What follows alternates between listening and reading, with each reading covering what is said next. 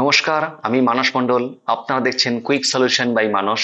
আশা করি সবাই ভালো আছেন, সুস্থ আছেন। আজকে আমাদের টপিক চার্জিং সেকশনের পার্ট 2। এর আগের ভিডিওতে আমরা দেখেছিলাম পার্ট 1, যেখানে আমরা দেখেছিলাম চার্জ হওয়া মানে অ্যাকচুয়ালি কি, একদম বেসিক থেকে শুরু করেছিলাম। ওই ভিডিওটা যারা দেখেননি তারা অবশ্যই দেখে নেবেন। আজকের ভিডিওতে আমরা দেখবো pinout, micro USB charging কানেক্টরের পিন আউট। আমরা যখন চার্জার কানেক্ট করি আমাদের মোবাইল ফোনের সাথে, তখন যেখানে কানেক্ট করছি সেটা হলো চার্জিং কানেক্টর, এবং এই চার্জিং কানেক্টরের যে পিনগুলো, মানে যে পিনের মাধ্যমে চার্জার থেকে ভোল্টেজ মোবাইল ফোনের মধ্যে পৌঁছায়, চার্জিং সেকশনে পৌঁছায়, সেই পিনগুলো কি কি সেগুলো সম্বন্ধে কিন্তু অবশ্যই আমাদের নলেজ থাকা প্রয়োজন। তো আসুন শুরু করা যাক।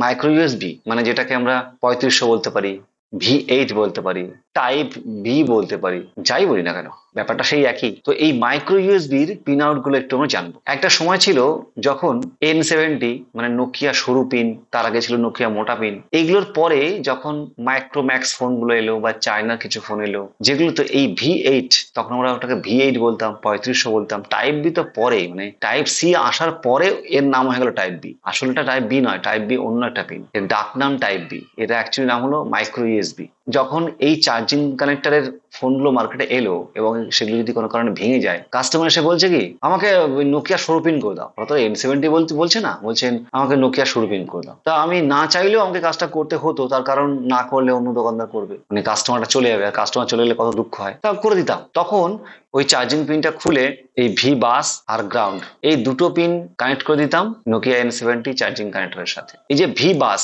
এই ভি বাসটা হলো charging charging positive voltage. Charger থেকে যে দুটো তারের মাধ্যমে 5 ভোল্ট আউট হচ্ছে, সেই দুটো তারের মধ্যে যে পজিটিভ ভোল্টেজ, এইটা হলো সেই ভি চার্জ অথবা ভি বাস। এই ভোল্টেজটা এবং গ্রাউন্ড, এই দুটোতে কিন্তু তখন কাজ চলতো, কিন্তু জামানা অনেক পাল্টে গেছে। এখন কিন্তু এই দুটোতেই চার্জ হবে না। আরো যে তিনটে পিন এখানে দেখছেন, এই তিনটে পিনের প্রত্যেকটা পিন কিন্তু চার্জিং এর জন্য ভীষণভাবে জরুরি। এই বিষয়টা আমাদের একটু জানা উচিত। আমরা এখানে ভি বাস এটা তো জানি, 5 ভোল্ট ইন হচ্ছে। এর পরে যেটা আছে DM, DM or TX. DM মানে হলো ডাটা মাইনাস, মানে ডাটা ফোন থেকে বেরিয়ে যাচ্ছে। ডিএম অথবা টিএক্স মানে ট্রান্সমিট হচ্ছে, মানে ফোন ট্রান্সমিট করছে, সেই জন্য এটার নাম হলো টিএক্স। আর ডিপি মানে ডাটা প্লাস, ডাটা ইন হচ্ছে, অথবা আরএক্স মানে রিসিভ হচ্ছে, সিগন্যাল রিসিভ হচ্ছে, ওই জন্য এভাবে লেখা হয়েছে। আর এটা হলো আইডি। এই আইডি পিনের মাধ্যমে সিপিইউ বুঝতে পারে আপনি ফোনটার সাথে কি কানেক্ট করেছেন, চার্জার কানেক্ট করেছেন, নাকি ওটিজি কিছু ডিভাইস ইউজ করছেন, নাকি আপনি কম্পিউটার সাথে কানেক্ট করে এটা ডেটা ট্রান্সফার করছেন। তো যে ফোনে ওটিজি নেই সেখানে এই আইডিটার জায়গায় এনসি হতে পারে, মানে এনসি মানে নট কানেক্টেড। এখন কিন্তু সেই জামানা নেই যে আপনার ওটিজি ছাড়া ফোন আপনি ইউজ করবেন, সমস্ত ফোনে কিন্তু ওটিজি সাপোর্টেড। তো সেক্ষেত্রে এটা আপনার আইডি পিনটাও থাকবে। এবার এই প্রত্যেকটা পিন সম্বন্ধে আমাকে ডিপলি জানতে হবে। আমি সবার আগে এই ভি বাস সম্বন্ধে জানার চেষ্টা করি। ভি বাস যেটা আছে, এই লাইনটা দিয়েই 5 ভোল্ট ইন হয়, মানে চার্জিং 5 ভোল্ট ইন হয়। আমি বর্ণিত দেখাবো, তার আগে একটু ব্লক দেখি। এই লাইনের শুরুতেই একটা ডায়োড দেওয়া থাকে, তার কারণ যদি কোনো রকম অবাঞ্ছিত ভোল্টেজ এই লাইন দিয়ে ইন হয়ে যায়, তাহলে কিন্তু এই ডায়োডটা সেই ভোল্টেজটাকে গ্রাউন্ড করে দিয়ে এই লাইনটাকে প্রোটেক্ট করতে পারে। এবং অনেক ক্ষেত্রে এরকম দেখা গেছে এই ডায়োডটা শর্ট হয়ে গেছে। এখন প্রশ্ন হচ্ছে কেন শর্ট হয়েছে? তার কারণ হচ্ছে এখানে এমন কিছু ভোল্টেজ বা ওভার ভোল্টেজ এসে পৌঁছেছিল যেটাকে প্রোটেক্ট করার জন্য এই ডায়োডটা নিজে শর্ট হয়ে গিয়ে এই লাইনটাকে প্রোটেক্ট করেছে। এখন এই লাইনের সমস্ত ভোল্টেজ গ্রাউন্ড হয়ে যাচ্ছে, যেহেতু এটা শর্ট হয়ে গেছে। সিকিউরিটির মতো, মানে নিজের যত ক্ষতি হয় হোক, আমি আমার মালিককে বাঁচিয়ে যাবো, ঠিক সেরকমই এই ডায়োড প্রোটেকশনের জন্য দেওয়া হয়, যাতে করে এদিকে এই ভোল্টেজটা যেখানে পৌঁছাচ্ছে সেদিকের কোনো যেন ক্ষতি না হয়। মানে চার্জিং সেকশনে যেখানে পৌঁছাচ্ছে ওভিপি বা চার্জিং আইসি, এদের যেন ক্ষতি না হয়। ওভিপিও এই ধরনের কাজ করে, ওভার ভোল্টেজ প্রোটেকশন, আরো অ্যাডভান্স। শুরুতে একটা ডায়োড দিতে হলো। দেখুন, একটা আইসি খারাপ হওয়ার থেকে একটা ডায়োড খারাপ হলে আপনার খরচটা অনেক কম হবে। সেই জন্য উদ্দেশ্য দেখুন, আপনি যাকে টাকা দিয়ে ফোনটা কিনছেন সেই কোম্পানির দায়িত্ব থাকে আপনার ফোনটা যেন ভালো থাকে তার জন্য। এর পরে থাকবে একটা ক্যাপাসিটার। ক্যাপাসিটার কেন দেওয়া হয়েছে? যখন সঠিক ভোল্টেজ থাকে তখন এই ক্যাপাসিটারটা চার্জ হয়ে যায়, এবং যখন ভোল্টেজ ফ্ল্যাকচুয়েট হচ্ছে, মানে আপ ডাউন হচ্ছে, একটা মুহূর্তের জন্য একটু কমে গেল, সেই সময়টা আবার ভোল্টেজটা রিটার্ন দিয়ে দেয়, যাতে করে এই লাইনটার ভোল্টেজে কোনো ঘাটতি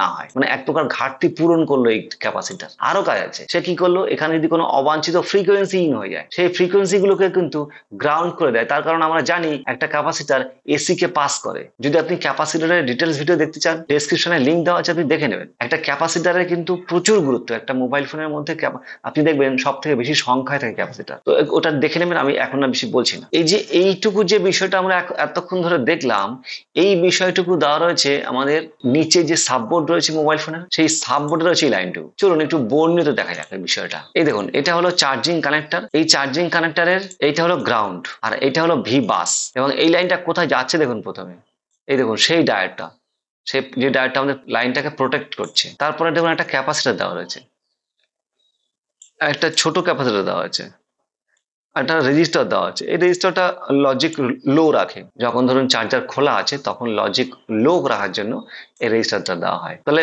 সব থেকে ভাইটাল হলো কিন্তু এখানে এই ডায়োডটা।